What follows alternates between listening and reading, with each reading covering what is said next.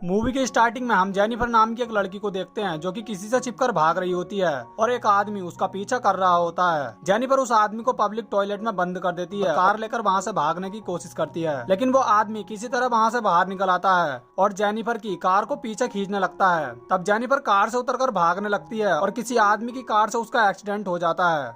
फिर वहाँ के लोगों द्वारा उसे हॉस्पिटल में एडमिट कराया जाता है और उसका ट्रीटमेंट चलता है। इसके बाद हम रसेल नाम के एक आदमी को देखते हैं जो कि जेनिफर को अपनी पत्नी बताता है और वो जेनिफर को देखने के लिए हॉस्पिटल आया है, लेकिन हॉस्पिटल की नर्स द्वारा उसे पता चलता है कि जेनिफर अपनी याददाश्त खो चुकी है, यानी कि वह रसेल को भूल चुकी है और कुछ दिनों तक जेनिफर का हॉस्पिटल में ट्रीटमेंट चलेगा। इसके बाद हम फ्रैंक नाम के एक डिटेक्टिव को देखते हैं जो कि ये पता लगाने के लिए रसेल के घर जाता है कि जेनिफर का एक्सीडेंट कैसे हुआ था। फ्रैंक रसेल से कुछ सवाल पूछता है और उससे कहता है कि जिस रात उसका एक्सीडेंट हुआ था क्या तुम दोनों के बीच किसी बात को लेकर कोई झगड़ा हुआ था, जिस पर रसेल उसे मना करता है और उससे कहता है कि कुछ टाइम पहले ही हम दोनों की नई नई शादी हुई थी और हम दोनों एक नए घर में शिफ्ट हुए थे और एक दूसरे के साथ बहुत खुश थे, लेकिन फिर कुछ टाइम बाद ये सब हो गया। फिर फ्रैंक रसेल को बताता है कि जेनिफर की कार भी वहाँ से गायब है और वो जेनिफर के ठीक होते ही उससे कुछ नॉर्मल से प्रश्न पूछेगा और इस केस पर इन्वेस्टिगेशन करेगा। इसके बाद हम देखते हैं कि जेनिफर होश में आ चुकी है और उसके होश में आते ही रसेल उसे उसकी पुरानी मेमोरी याद दिलाने की कोशिश करता है, लेकिन जेनिफर को कुछ भी याद नहीं आता।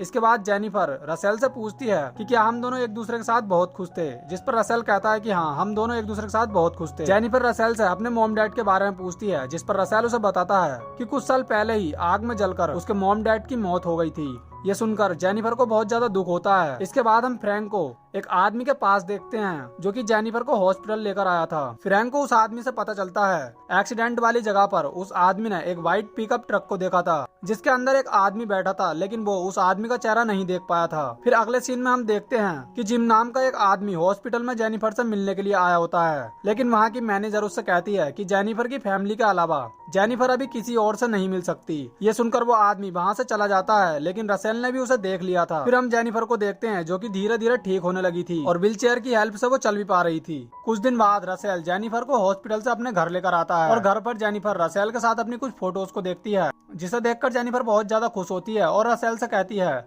कि मुझे दुख है कि मैं अपनी पुरानी मेमोरी को याद नहीं कर पा रही हूँ। इसके बाद जेनिफर जब उस घर में आग को देखती है तो उसे कुछ याद आता है और वो बहुत ज्यादा घबरा जाती है, लेकिन वो रसेल को इसके बारे में कुछ नहीं बताती। इसके बाद ये दोनों कुछ देर बात करते हैं और रसेल जेनिफर को उसका बेडरूम दिखाता है और उसे आराम करने के लिए कहता है। फिर शाम को रसेल को फ्रैंक का कॉल आता है और फ्रैंक उसे बताता है कि घटना स्थल पर लोगों ने वहाँ एक व्हाइट पिकअप ट्रक को देखा था, लेकिन वो उस ट्रक में बैठे आदमी को नहीं देख पाए थे, इसलिए तुम कल सुबह जेनिफर को लेकर मेरे ऑफिस में आ जाना ताकि मैं उससे कुछ नॉर्मल से क्वेश्चन पूछकर इस केस के बारे में कुछ पता लगा सकूं। जेनिफर रसेल को फोन पर बात करते हुए देख लेती है तो वो रसेल से इसके बारे में पूछती है। तब रसेल उसे बताता है कि वह कुछ दिनों से छुट्टी पर है, इसलिए उसके ऑफिस से उसे कॉल आया है। फिर रात को हम जिम नाम के एक आदमी को रसेल के घर के बाहर देखते हैं, जहाँ रसेल की जिम से किसी बात को लेकर बहस हो जाती है और रसेल एक रोड से अटैक करके जिम को मार देता है और अपने घर की बालकनी के सामने उसे दफना देता है। तभी अचानक ही जेनिफर की भी आंख खुल जाती है। तब वो रसेल को घर के बाहर खड़ा देखती है, लेकिन उसे इसके बारे में पता नहीं चलता। फिर अगले दिन हम फ्रैंक को देखते हैं जिसने आज के दिन जेनिफर और रसेल को अपने ऑफिस में आने के लिए कहा था, लेकिन रसेल उसे फ्रैंक के पास नहीं लेकर आया है। तब फ्रैंक रसेल को कॉल करता है, लेकिन रसेल उसकी कॉल रिसीव नहीं करता, इसलिए फ्रैंक को भी उस पर शक होता है और वो रसेल के बारे में ऑनलाइन रिसर्च करने लगता है। इसके बाद वो हॉस्पिटल की नर्स के पास जाता है और उससे रसेल के घर का एड्रेस लेकर रसेल के घर जाता है, लेकिन वहाँ जाने पर फ्रैंक को पता चलता है कि वो गलत एड्रेस पर पहुँच चुका है, यानी कि रसेल ने हॉस्पिटल की नर्स को गलत एड्रेस दिया था, इसीलिए फ्रैंक भी गलत एड्रेस पर पहुँच गया है। इसके बाद हम जेनिफर को देखते हैं जो कि अपनी और रसेल की शादी के दिन वाली ओल्ड फोटोज को देख रही होती है, लेकिन तभी उसे उन फोटोज में कुछ एडिटिंग सी दिखाई देती है, क्योंकि फोटो में रसेल के हेयर ब्राउन कलर के थे जबकि मिरर में उसके हेयर पूरे ब्लैक कलर के दिखाई दे रहे थे। अब जेनिफर को समझ में आ जाता है कि ये सारी फोटोज एडिटिंग की हुई हैं, इसलिए जेनिफर को भी रसेल पर शक होता है और वो रसेल का लैपटॉप चेक करने जाती है। तभी रसेल भी वहाँ आ जाता है और वो लैपटॉप को चेक नहीं कर पाती। रसेल उसे एक फोन गिफ्ट करता है, लेकिन उस फोन में नेटवर्क नहीं आ रहे होते हैं। तब रसेल जेनिफर को बताता है कि हम माउंटेन पर हैं और इसीलिए यहाँ पर नेटवर्क नहीं आते हैं। दूसरी तरफ हम डिटेक्टिव फ्रैंक को देखते हैं जो कि दोबारा से नर्स को कॉल करता है और उससे पूछता है कि रसेल ने जेनिफर का हस्बैंड होने के तौर पर क्या एविडेंस दिए थे, जिस पर नर्स उसे बताती है कि उसने एक फोटो से प्रूफ किया था कि वो ही जेनिफर का हस्बैंड है। इसके बाद फ्रैंक का एक ऑफिसर चार्ली उसे घटना स्थल का एक सीसीटीवी फुटेज भेजता है, जिसमें फ्रैंक रसेल को उसी व्हाइट पिकअप ट्रक से बाहर निकलते हुए देखता है जिससे जेनिफर का एक्सीडेंट हुआ था। इसके बाद फ्रैंक एक टैटू का फोटो लेकर एक टैटू शॉप पर जांच करने के लिए जाता है, क्योंकि हॉस्पिटल की नर्स ने उसे बताया था कि जेनिफर की बॉडी पर एक टैटू था जिस पर एलन लिखा हुआ था, और वही सेम टैटू फ्रैंक ने रसेल की बॉडी पर भी देखा था। इसके बाद टैटू आर्टिस्ट उसे कुछ इन्फॉर्मेशन देता है और फ्रैंक को जेनिफर के घर का रियल एड्रेस देता है। लेकिन जब फ्रैंक जेनिफर के रियल घर पर जाता है तो उसे वहाँ 2 डेड बॉडीज मिलती हैं, जिनकी जांच करने पर पता चलता है कि वो ही जेनिफर के असली मॉम डैड थे और किसी ने उन्हें मार दिया है। दूसरी तरफ जेनिफर एक सपना देखती है जिसमें उसे एक आदमी मारने के लिए उसका पीछा कर रहा होता है, लेकिन तभी जेनिफर की आंख खुल जाती है। जब रसेल ऑफिस जाने के लिए रेडी हो रहा होता है तब जेनिफर उसके लेटर और उसके पर्स को छुपाकर रख देती है और रसेल के जाने के बाद उसके पर्स को चेक करने लगती है, जिसमें वो अपने ड्राइविंग लाइसेंस को देखती है जिसमें उसका पूरा नाम जेनिफर एलन लिखा हुआ था। इसके बाद जेनिफर रसेल के लैपटॉप को चेक करने लगती है जहाँ जेनिफर को उसकी शादी की रियल फोटोज मिलती है और वो अपने असली हस्बैंड को देखती है। उन फोटोज में रसेल भी होता है जो कि हर पिक्चर्स में उनके साइड में खड़ा था। अब जेनिफर का शक यकीन में बदल जाता है और उसे यकीन हो जाता है कि रसेल उसका रियल हस्बैंड नहीं है। दूसरी तरफ फ्रैंक जेनिफर के ऑफिस जाता है जहां उसे पता चलता है कि रसेल जेनिफर और उसके हस्बैंड के साथ काम किया करता था और उसका रियल नेम रायन है।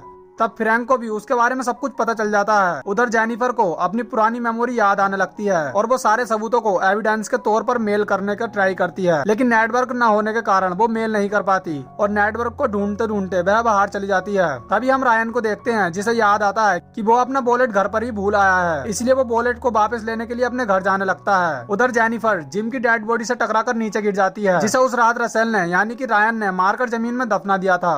तभी वहाँ पर रसेल आ जाता है और एक पत्थर मारकर जेनिफर को बेहोश कर देता है। जब जेनिफर को होश आता है तो वो अपने रूम में होती है। वो रसेल से पूछती है कि वो कौन है और उसने उसके हस्बैंड के साथ क्या किया है। तब ये सुनकर रायन समझ जाता है कि अब जेनिफर को सब कुछ पता चल चुका है, इसीलिए वो जेनिफर को बेड से बांध देता है और कुछ सामान लेने के लिए बाहर चला जाता है। वहाँ उसे नर्स भी मिलती है जो कि रायन से जेनिफर के बारे में पूछती है, लेकिन रसेल यानी कि रायन उसे कुछ नहीं बताता और घर वापस आने लगता है। दूसरी तरफ जेनिफर किसी तरह खुद को आजाद कर लेती है और घर से बाहर भागने की कोशिश करती है। उसे वहाँ अपनी कार भी मिलती है और उस कार में उसे अपना फोन भी मिलता है। तभी रायन वापस घर आ जाता है और जेनिफर अपनी कार में ही छुप जाती है। फिर रायन कार की डिग्गी खोलता है जिसमें एक डेड बॉडी रखी होती है जो कि असली रसेल की थी। दूसरी तरफ फ्रैंक रायन के घर पर आता है और घर की जांच करने लगता है। तभी उसे जेनिफर दिखती है जो कि इशारे करके उससे हेल्प मांगती है। तभी रायन पीछे से फ्रैंक पर अटैक करता है और उसे बेहोश करके एक बड़े से बॉक्स में बंद कर देता है। इसके बाद वह दोबारा से जेनिफर को उठाकर उसके रूम में ले जाता है और उसके हाथ पैर बेड से बांध देता है। इसके बाद वह रायन को सब कुछ सच सच बता देता है। वो उसे बताता है कि जब से उसने जेनिफर को देखा है उसके लिए बिल्कुल पागल सा हो चुका था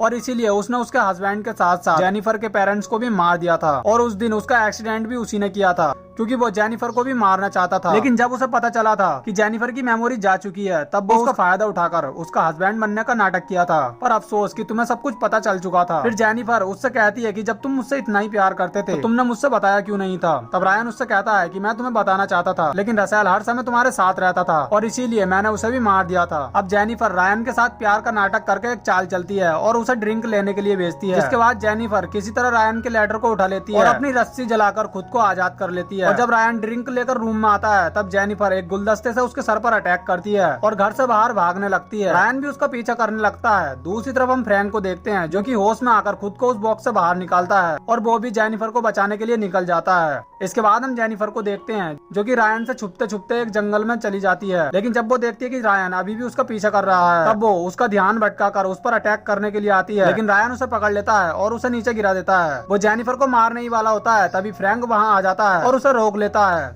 यहाँ फ्रैंक और रायन में फाइट होने लगती है। इसी दौरान जेनिफर रायन की गन को उठाकर रायन को शूट कर देती है और रायन की मौके पर ही मौत हो जाती है और इस तरह जेनिफर खुद को रायन से आजाद कर लेती है। फिर हम 3 महीने बाद का सीन देखते हैं जहाँ जेनिफर फ्रैंक से मिलने के लिए आती है। तभी फ्रैंक उसे एक लेटर देता है जो कि रसेल ने यानी कि जेनिफर के हस्बैंड मरने से कुछ दिन पहले लिखा था और जब जेनिफर उस लेटर को पढ़ती है तो उसे बहुत ज्यादा अच्छा लगता है और वो रसेल को याद करने लगती है और इसी के साथ ये मूवी यहीं खत्म हो जाती है। दोस्तों इस मूवी का नाम है सीक्रेट ऑब्सेशन जो कि 2019 में आई थी। अगर आपको इस मूवी की एक्सप्लेनेशन थोड़ी सी भी पसंद आई हो तो इस वीडियो को लाइक और चैनल को सब्सक्राइब जरूर कर लेना। So thanks for watching guys.